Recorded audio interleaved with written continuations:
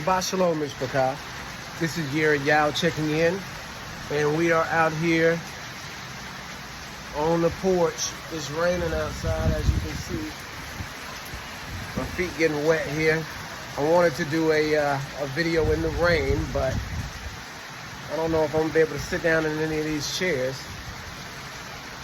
But really quick, I wanted you guys to get another teacher story, but this one's kind of a boring one because it's, you know, how it's supposed to be for the most part. And so I haven't gone over any Hebrew teachers. You know, I have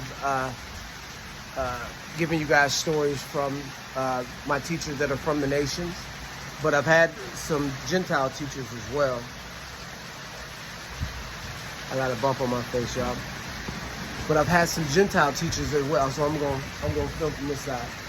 So I've had some Gentile teachers as well that have been not Gentile, but Hebrew teachers that have been instrumental in understanding the scripture and in my Hebrew walk. And I will say this, that in my studies, I've had Hebrew teachers and I've had Gentile teachers.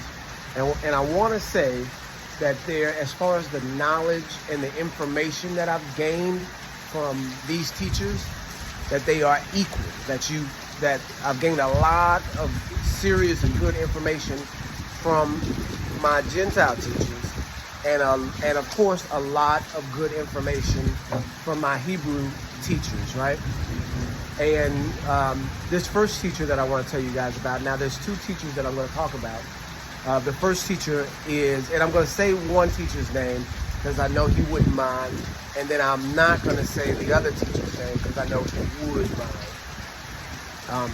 And so I've got another video on the other teacher, but this teacher is the teacher that I would say that I learned how to keep my Hebrew walk. He taught me the basics and then beyond the basics on how to keep Sabbath, how to, interact with other people that are not in the truth, how to preach, how to, defend your doctrine in a correct way, in a righteous way. He is, mild-mannered as far as I know, and he comes off really mild-mannered, and it's a good thing. And so his name is Lamad Yahoo, and he is online. He's probably still online now. He has a congregation out of Virginia. And then we weren't directly in the congregation in Virginia. We never did meet up for the congregation in Virginia, but we did attend online through online services.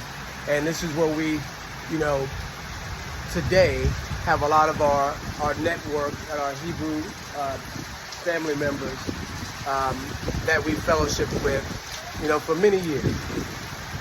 And so a lot of my buddies and stuff were from this congregation. But with that being said, he was a really, really good teacher. He focused on Hebrew understanding.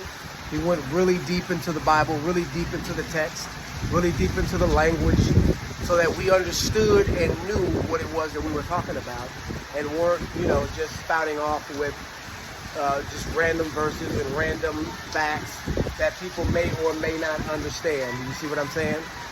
So what he did was give me the foundation for my Hebraic walk and how to worship and how to keep the feast days and what was the significance of the feast days.